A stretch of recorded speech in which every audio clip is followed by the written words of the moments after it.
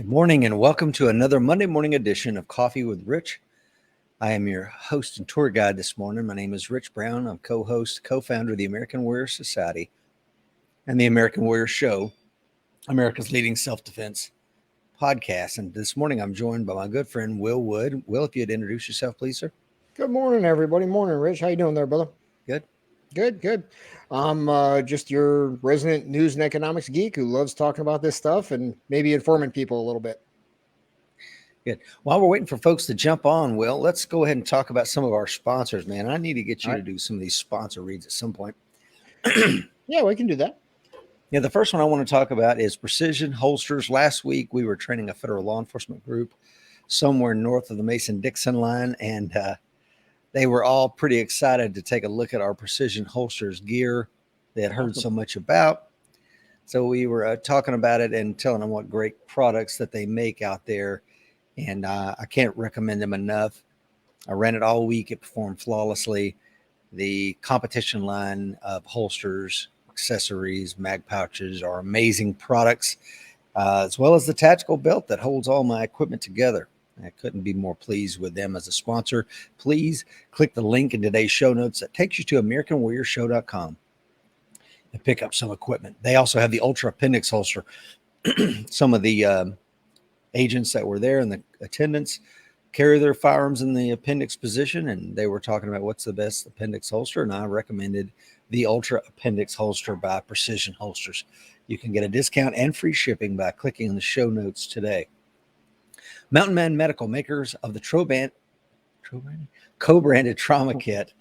It's once again some really serious equipment, which leads me to have this disclaimer, and that is Mike Seeklander and I, we evaluate any potential sponsor's equipment before we let them sign on the dotted line to become an official sponsor of the show.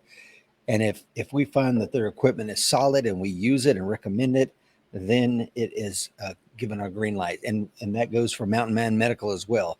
Absolutely phenomenal equipment from companies that you already know and use, and they're trying to make it as affordable as possible. And still they give discounts to folks that watch Coffee with Rich.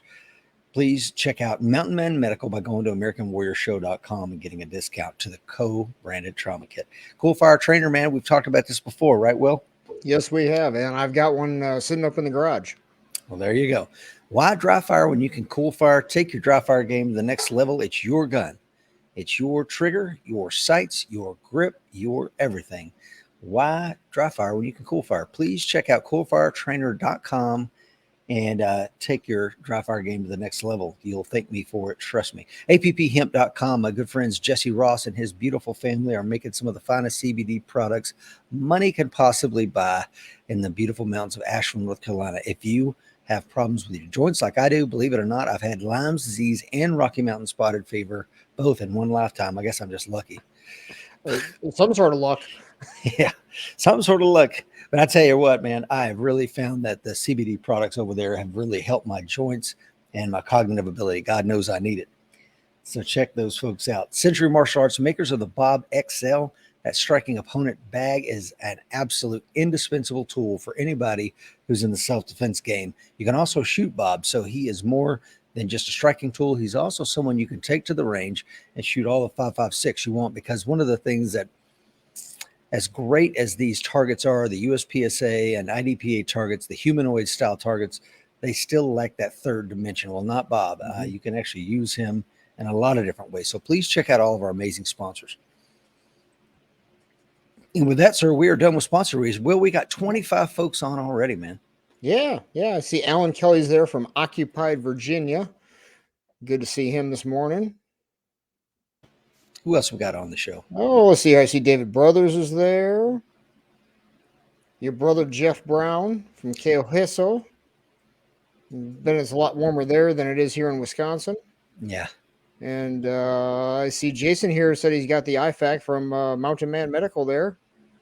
Wonderful. Says it's looking good. I see Tony says Rich has new specs. Yeah, man. Trying them out today. They're pretty good. Yeah. John Schreiber, Mark Few, good morning. We got a really amazing crew on. Thank you to everyone. Please like and hit that share button. I guess we're ready to get into the show, right? Yeah, let's dig in here. Let's talk Well, this about is the history of money. yeah, man. So this is a show you put together, and this is going to be a multi-part series. I'm not sure how far this is going to take us, but Will is going to take us through kind of the history of money right up until probably the signing of the Federal Reserve Act. Yep, 1913. Yep. And again, it's like, why are a couple of self-defense nerds talking about this stuff? You know, of course, if you don't know, my name is Rich Brown. I'm a retired Marine Corps officer, former police officer, corrections officer, special operations officer, blah, blah, blah, blah, blah. And why in the world are you know, you're a captain for a major commercial airliner. Why in the heck are we talking about this, Will? Well, first, I mean, calling me a nerd, I mean, I resemble that remark. So, you know, it's, you know, I love shooting guns. I love shooting guns as much as you do, Rich. I was out shooting yesterday, as a matter of fact. I had a brand new shooter on the range and teaching him, and it was awesome because there was no bad habits to break. But, you know, that's a small part of defense. You know, it's kind of like leaving your front door open and then, you know, having the gunfight inside the house. Why not have some, you know, locked door, an alarm system, some guard line sensors out there? So a lot more, in my mind, a lot more of taking care of my family isn't just, you know, going to guns or having an IFAC or whatever. Those are last line defenses. So if we can take care of our families by understanding what's going on in the broader world around us, that gives us that early warning stuff. Just like before the pandemic started, you and I were talking back and forth at the time. Hey, it's going to be bad. You were feeding me information from people you knew overseas, and I was looking at stuff from the travel industry side, and we helped each other out and got ahead of the curve. Exactly. So it's similar to, we had Todd Fox as a guest on here. Of course, Todd Fox was Madonna and Guy Ritchie's bodyguard for many years, and he's made a living as being an executive protection specialist around the world for decades. And one of the things that he talks about in his book, Protection from and for Humanity, is that not just a 360-degree level of security around yourself and your protectee, which in our case will be our families, right? Mm-hmm. That's right. our Yep. protectee. Right. But it's also more of a 720. We're looking above and below. We're looking all around us for potential threats. And of course, the money supply and the money system, our economy, if you will, is definitely a potential threat. For sure. For sure. And In with fact, I think in the broader macro sense, it's the biggest threat we're going to face over the next few years, 10 years for sure. I mean, it's there. It affects everything. It affects the price of food, the price of diapers for those who have little ones, and most importantly, it affects the price of ammo. I heard my youngest son yesterday, Will, talking to my wife, and he doesn't watch Coffee with Rich, but I heard him telling my wife, he said, "Hey, Mom, look at this photograph of all the ships waiting off the coast here. They're dotted in green." He had found something, and his friends were sharing it. So he's 19, and his friends are talking about this thing, and he's like, "Dad, are you aware of this?" I'm like, "Yeah, me and Will Wood just talked about it and the danger of it." So I hope people are waking up, man. Yeah. Well, you know, it's funny you mentioned that because just yesterday I read a news article that there's over 100 ships parked out there now waiting to dock in the LA area. When you and I did that show on the supply chain, I think it was down to 53 from 70 something. So how much longer can these shipping companies stay in business with ships just sitting there? And now I'm seeing reports that stuff is rotting on these containers because they're not airtight and completely watertight. No, and if you're joining us this morning, please go back and watch that show. You can find all the Coffee with Rich shows on our YouTube channel and watch them from the comfort of your home on your smart TV. But yeah, it's something that it looks like an invasion. If you haven't seen it, you see all those ships. I mean, it looks like Normandy's about to get stormed, but in reality, it's just our economy sitting out there. No big deal. And with that, Will, I guess you can take it away, sir. Sure. So let's talk about the history of money. We're going to start with some definitions first. So we're going off of a shared model here. So let's define money first. Money has intrinsic value. Money refers to the actual value of goods or services. Currency, which is what we typically think of money, which would be your Federal Reserve notes you carry around in your pocket, better known as US dollars, but it could be euros, Canadian dollars, take your pick. Currency is a medium that we keep in our possession for convenient exchange. So if, you know, I owe you a debt, Rich, then I can hand you the $20 bill or the $100 bill. and we settle that debt because we both agree that there's value to that piece of paper or that coin. Wealth, on the other hand, is holding items of actual value. So what constitutes wealth can and does change over time, but not always. Think about precious metals. Gold has been a store of wealth since really the beginning of time. However, currencies come and go. There was a time the British pound ruled the world. Well, no more. So it's something important to keep in mind, these three definitions, because people use them interchangeably. If you ask someone what their net worth is, they'll tell you in US dollars. Well, $20 of US dollars in 1929 is a whole lot different than $20 now. Somebody asked me, "What you think we'll ever have a trillionaire?" I'm like, "We've already had them. Mm-hmm. We've already had trillionaires. Zimbabwe made everybody a trillionaire." Yeah. Matter of fact, I think you've got one of those notes, don't you? I do. I'm 100 trillionaire in Zimbabwean money, and guess what? It's worth. I thought I was rich because mine's a 20 trillion. Sorry, pal. Yeah. Wow. Well, I think we'll be touching on them in the next couple of weeks here, whenever we get around to hyperinflation. So here's an example I came up with, kind of wrap our heads around it. So if Mike, Rich, and Will were all involved in a accident of some sort, and we wound up on a deserted tropical island, and there isn't a real good food supply there, so on and so forth. It's deserted. There's not much there. And Mike has a bunch of money. Okay. He's got a stash of gold coins in his suitcase, and he's got 15 gold coins. Okay. And Rich, you and DB Cooper, robbed a bank and got on an airplane. And for the record, I've never seen you and DB Cooper in the same place. So I'm just saying. Okay. So you've got a bunch of small unmarked bills, millions of dollars of them. And I've got a supply of food because I was hungry. So I packed a bag full of food, and I got a bunch of seeds because I was going to plant a garden when I got to my destination. But when we hit this deserted island, who has the wealth? Who has the power? Who has the control? Money, gold doesn't mean anything, right? I mean, I wrote it, so I get to be the one with the wealth and the control. So, so it comes down to that as well. I mean, if you've got that $100 trillion Zimbabwe note, well, if nobody wants it, you can put whatever number you want on it. It doesn't matter. That's right, man. And it goes to something that, the Tinkerbell effect. I talked about this last March talking about the economy.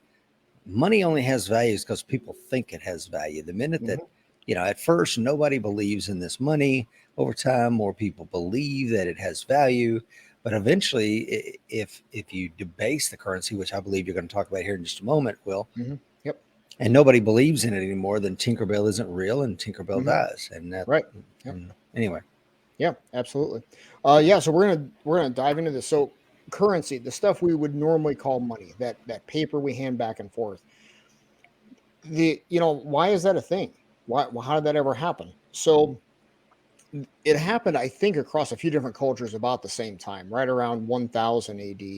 The example I found was in the Middle East. There's examples in China as well.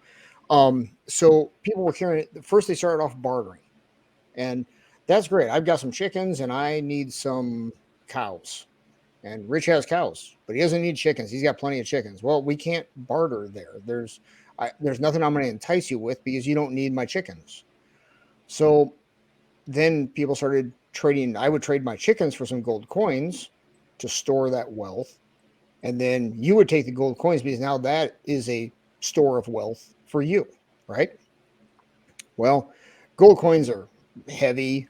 They're not particularly easy to carry around. Nobody had Carhartt jeans back then, so you're wearing robes and a little purse on them. So it wasn't too long before some enterprising banker went, "Hey, I could store that gold for you and give you an IOU, and you carry that IOU around. It's a lot lighter. You can hide it in your home. It's not as easy for someone to steal. And then when I need to buy some of your cattle, I would go back to the bank, change my IOU in for my gold coins, and take my gold coins over to Rich and get my cows, and you go deposit your new gold coins in the bank and get an IOU. That's kind of cumbersome though. So after a while, people figured out if I just hand my IOU to Rich, Well, now he can take that to the bank and get gold coins if he needs them, or he just hang on to the IOU as a store of wealth. And that was the start of paper currency. Yeah, literally it's almost akin to alchemy, right? I mean, you turn paper into gold in a sense. You know, it's because it's a substitute for something. It's not the real thing. Right. It stands in as a proxy for gold for a host of reasons. I mean, gold is heavy. Gold is dangerous. You know, you could get robbed and lose everything in a nanosecond. So, yep, sure can. Or if your house catches on fire and the gold melts.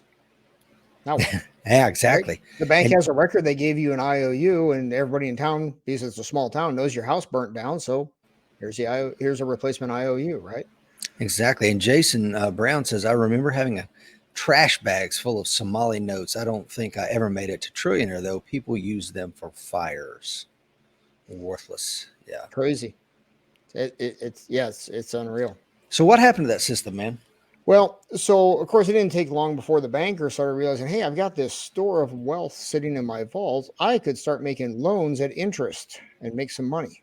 So that's what the bankers did. They started making money. They started loaning out IOUs backed by gold. Sound familiar at all? Yes, sir. So but it didn't take long before the bankers went, hey, if I just keep writing IOUs, no matter how much gold I have, I can keep making money because we're all humans and that's what we do, right? So then, I'm sure at some point there was a rumor going around town, hey, that bank over there, they're handing out too many IOUs for the gold they've got. Maybe somebody had a few too many cocktails one night and talked a little too much or what have you. And then people went to the bank and went, hey, I want my gold back. Here's my IOU. And that was the first run on a bank. And they found out, oh, there's not enough gold in the vault to cover all the IOUs out there. And that bank failed and those people lost their money. Yeah, the run on the bank, we of course have seen it here in America, actually quite a few times in our history. And one of the ones I find interesting, I read a book on Huey Long, who was the governor of Louisiana. There was a run on banks down there during the Depression. And Huey told them, don't open the door until I get there. And they do you know the story? I don't know. Yeah, they brought him through the back door, and then when they let the clients in that wanted to pull their money out, Huey was already sitting in there at a desk, and he had written himself a check for, say, $25,000 or whatever. And he's like, look, guys, here's the deal. I'm here before you. I can cash my check and take every doggone cent in the bank, leave you with nothing, or I leave my money in and you leave your money in. How does that sound?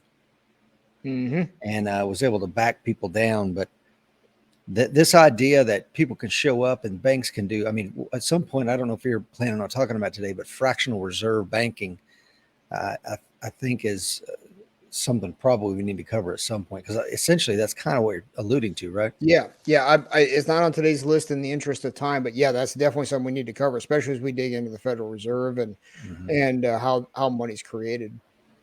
In fact, I have a quick anecdote. When the pandemic started, I went to the bank to pull some cash out just to have on hand.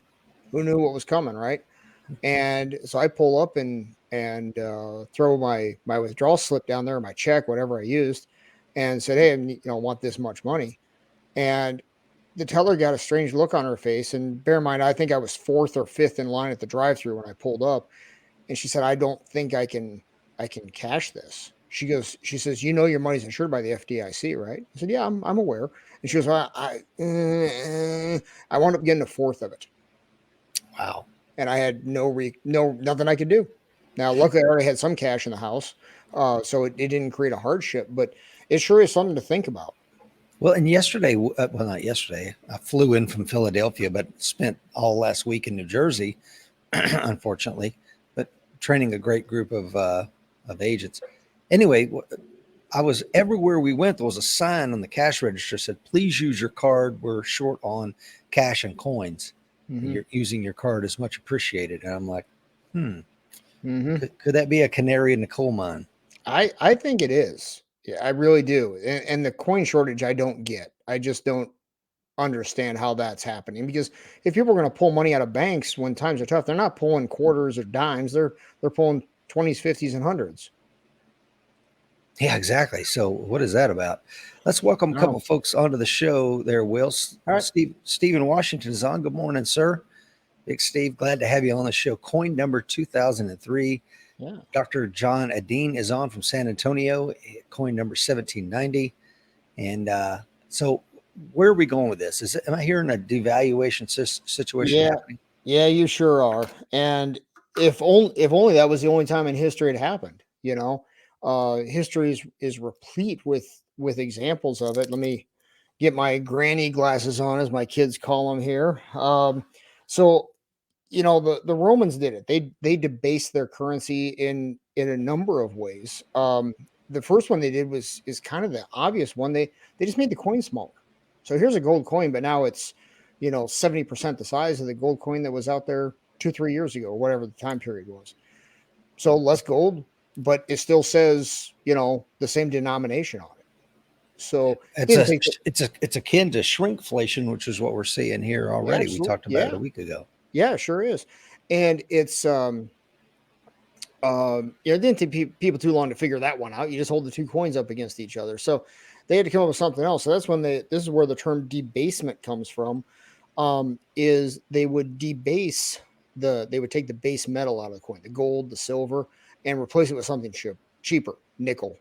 Um, I'm not a metallurgist, so we'll just say it's nickel. So then mix the nickel in with the silver and make a coin that's the same size and the same weight, but didn't have the same precious metal value. That one took a little longer for people to figure out, but they got there. Is another else, people talk and it becomes common knowledge. And part of what was driving that, as I understand it, is so it's still got the face of Tiberius or whatever Roman emperor on the coinage to give it some sort of patina of sovereignty. Uh-huh. But as I understand it, Will, they were printing all that money to pay off the barbarians to keep them at bay. Okay. And so you need more and more money. If you're Mhm. not going to employ your army to drive them back, you're going to buy your friends. But of course, friends that are bought with money mean nothing. Mhm. And especially when you have to debase your currency to do it, you're cutting your own throat. Can we think of a modern day example? I can't. Uh-huh. Yes, sure can. But we will not digress at this point. No. So, we can come up through history now. The American banks in the 1800s issued their own currencies. So, you'd have the First National Bank of Tennessee down there by Rich, and they would have their First National, Bank of Tennessee currency. And a lot of them put, Greek gods and goddesses on it to make it look official and cool and all this sort of stuff. But those were very localized. If you went, at that time, if you went 30, 40 miles to another town where there was another bank, nobody would take your currency. Well, they'll give you pennies on the dollar. Exactly right. Yeah. Because how did they know what kind of shape that bank is in? Right. There was no Google to check back then. Yeah. So, on that note, just to give everybody, I Yeah. wish I would have brought it this morning, Will, but I have a 50-cent note, and it's a small little piece of paper like this. It's 50 cent issued by some bank in South Carolina in 1861. And it's literally signed by, I guess, like the bank president or whoever has his signature on it. It's like all that for 50 cents. But like to your point, if you go over the Appalachian Mountains into Tennessee, you'd be lucky to get 2 cents for the thing because they got to ship it back to get their money back. Right. And it wasn't like, you could, oh yeah, we're going to run over to that town here in a few weeks for a vacation or whatever. No, a 50-mile trip was a trek back then. So it might as well have been from coast to coast, in modern day. Yeah, exactly. So, Will Parker, just real quick, Will. Yeah. Will Parker is giving us some insight into what we were talking about a second ago. He says, I have friends that work for armored security companies and said that the Fed is recalling coins. Interesting. So that could be what's going on. Linda says, good morning from Fort Worth, Texas, a girl and a gun women's shooting league. Linda, we are very excited to have you. Yeah. Razmik is on. Says, good morning, Rich. Good morning, all. Rudy is on this morning. Rudy, good to have you, sir. A fellow pilot. Good morning. Guy from the Philippines says, Will, everybody, sorry I've been absent, been busy. Well, I know you're out there fighting the COVID fight in the Philippines, Guy. We're just excited to have you on. Absolutely. So hey, where were we, Will? I'm so sorry to interrupt you, brother. No, that's cool. But to Will Parker's comment there about the Fed recalling coins, for years we've been reading reports, from back in the 80s that it's more expensive to make some coins than what the denomination on the coin is. They've been talking about getting rid of the penny for years for just that reason, and just rounding to the nearest nickel. So I completely believe what Will's friend is telling him. Yeah. So so now we're jumping ahead in history here. So you ever heard of the greenback, Rich? Oh yeah. Yeah. Well, that was a real currency. Abraham Lincoln put it in place. And it was a slang because the back of the currency note was green, hence the greenback. And he did that during the Civil War to help pay for the debt. When he took office, he approached France was the most serious one to fund the North in the Civil War. And they were like, yeah, we'll loan you money. It'll be somewhere around 24-30% interest, because we don't know who's going to win and we don't know if we're going to get paid back. So there's a heightened level of risk there, and we want a lot of interest. And they went, no, we can't afford that. So we're just going to make up our own. And if only we could do that and it was legal, huh? So he came up with his own currency, the greenback, and backed only by the credibility of the U.S. government's ability to repay that. In some cases with interest, some cases without. Yeah, it sounds like Nixon saying the same thing when he got us off the gold standard. Yeah, and that's an interesting story how the French played into that one as well. By the full faith and credit of the United States of America. Yeah, That's all it's backed on. Faith and credit, huh? I think I'm running a little short on that at the moment. At least in the U.S. government. So what happens after the Civil War? Obviously, the North won. Yep. And so down through history there, they suspended it in 1861 because too many people were the demand notes for the greenbacks. They could exchange those for gold anytime they wanted. So they were getting too many redemption requests. So they just went, nope, no more, done. And if you were still holding them, you were just stuck with them. They were worthless. So it failed to exist in 1878. It hung on for a few years after that, but then that was it. It was done. And yet again, just like 1971, right? Just, yeah, exactly. Let's hold in the bag. So I mean, we covered a lot of history there, and there's a lot in there that is just repeats. We just changed the names and changed the name of the currency, but it just happens over and over again. It's like you were asking what happened after the Civil War. So then we went back to, it was a relatively quiet time for money and banking. Can we go back to the Civil War for just a second? Sure. There's an interesting scene in the movie Cold Mountain about the Civil War. So it's the last days of the Confederacy. I think it's April 1865. Lincoln, I'm so sorry, General Lee has yet to surrender at Appomattox, but it's following the trail of this Civil War Confederate deserter. And he's trying to get across this ferry, and there's a young girl that's driving the ferry across, and it's a canoe across this river. And he's like, how much to get across? And she says, well, I'll take, $1 US or $300 in Confederate money.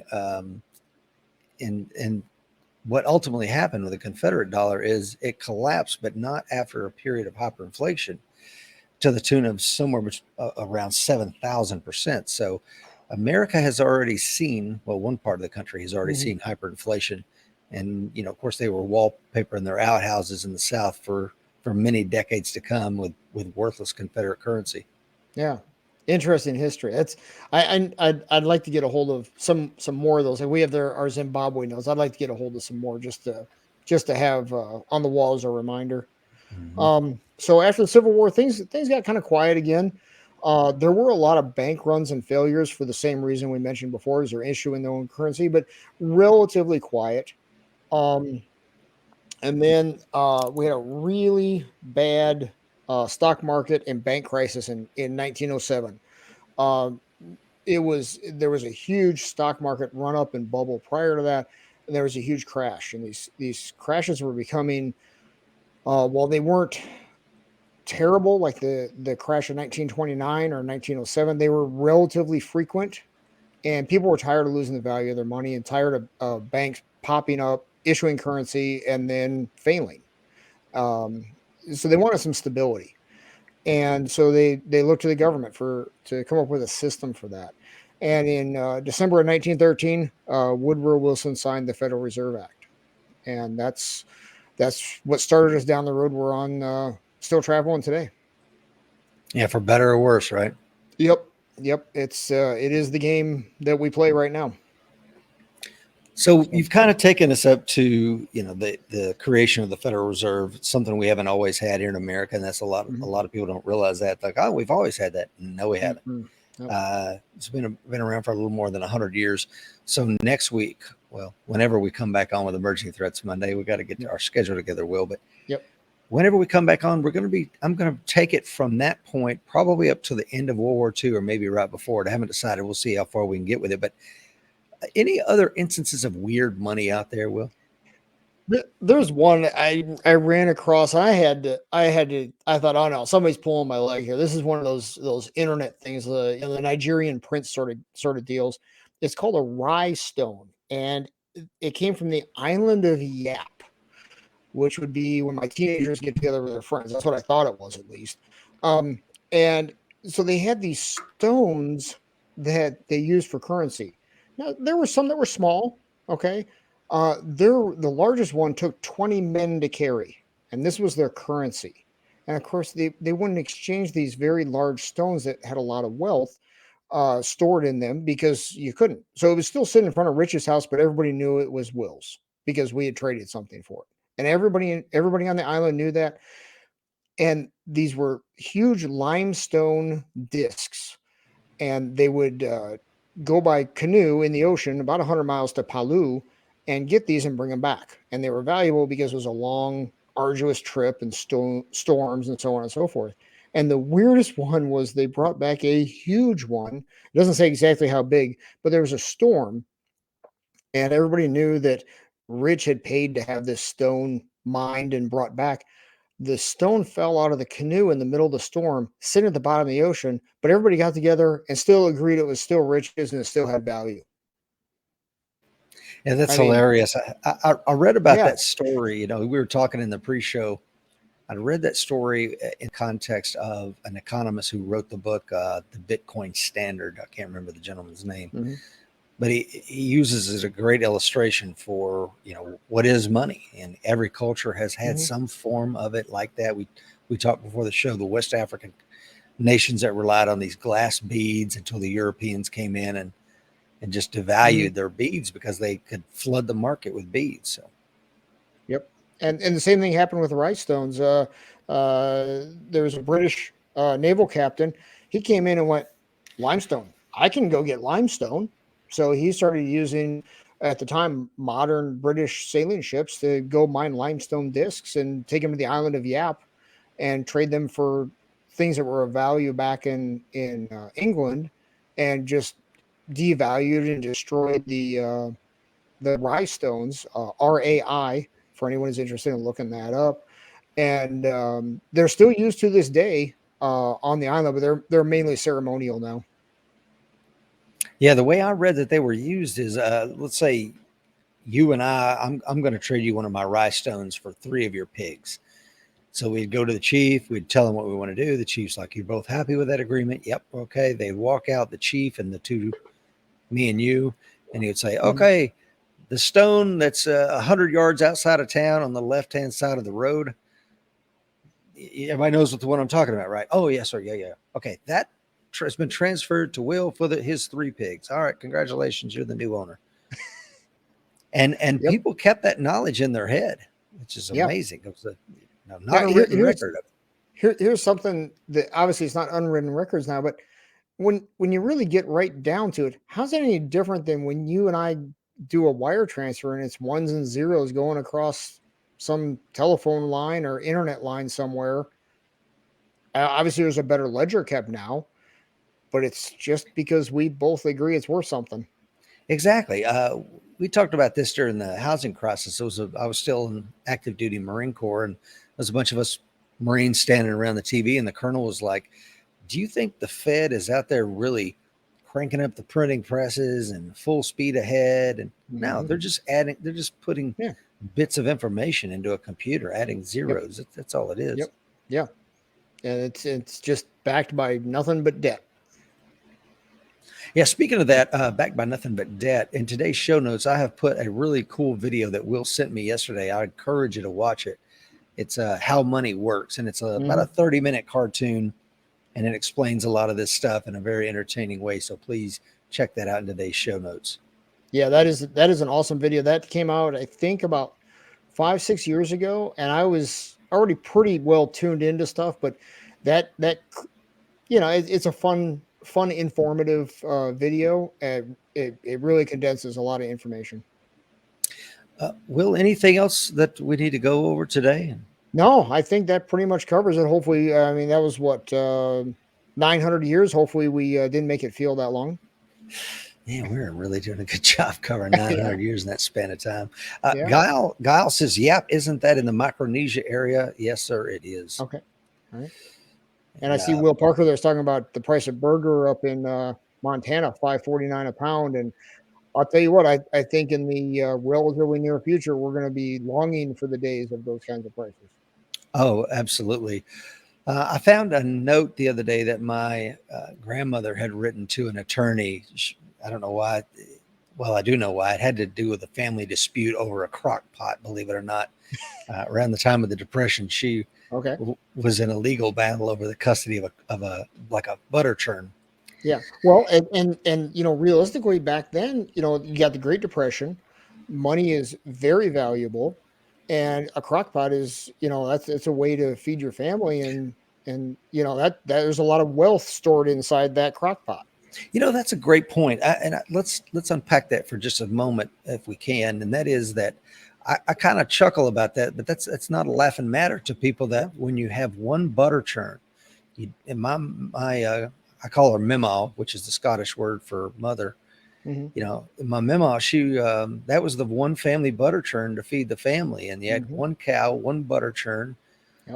And when somebody took it, it's a big deal. It may mean the difference between life and death when you don't have anything. So I shouldn't laugh at it because it was real to her, real enough to engage attorneys and fight over it. Anyway, but in that she said, I can tell you the exact day that Buddy took my butter churn because it was the same day that pork prices, pork tenderloin went up from like 12 cents to 14 cents. And the butcher said nobody would ever pay more than 12 cents for it.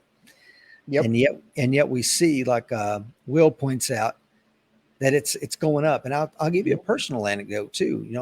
Normally I only like ribeye. That's my favorite cut of meat. Well, Lisa gets to the store. She's like, it's $19 a pound for ribeye.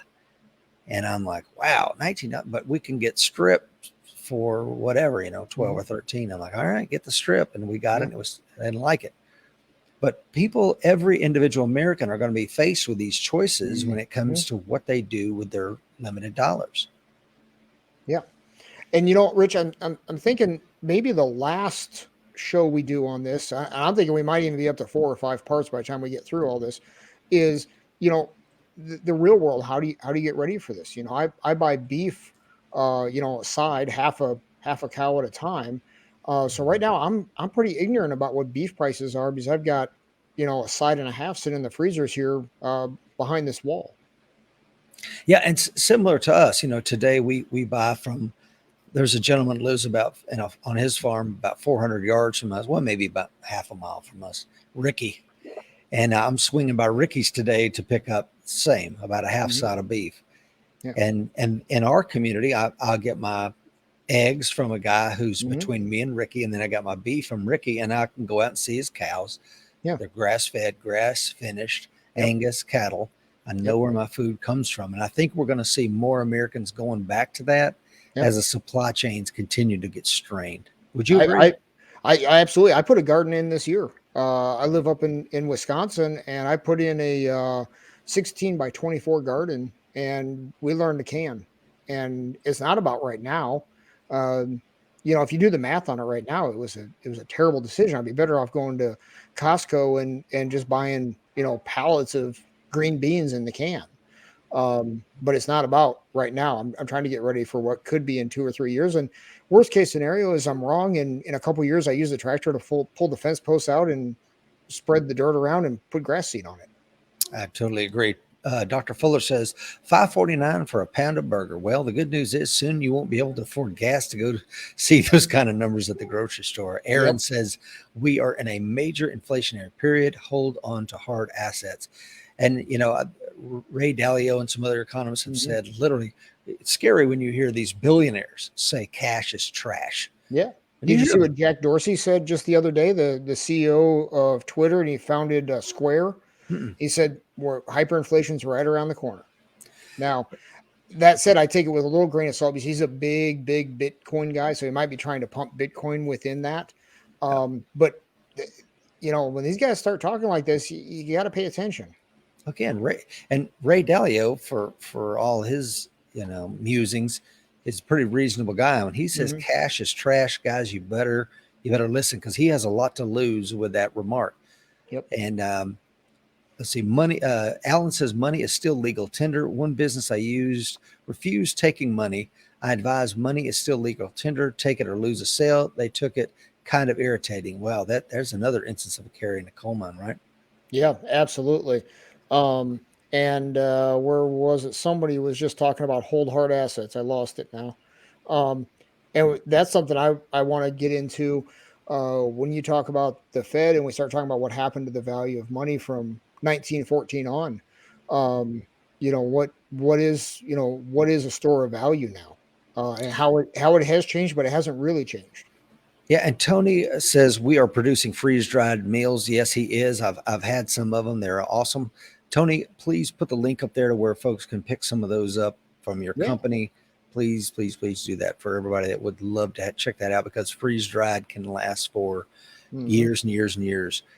Jesse says it may cost more now, but you are buying experience, and experience will almost always lead to cost savings. Well said, Jesse. Yeah. Yes.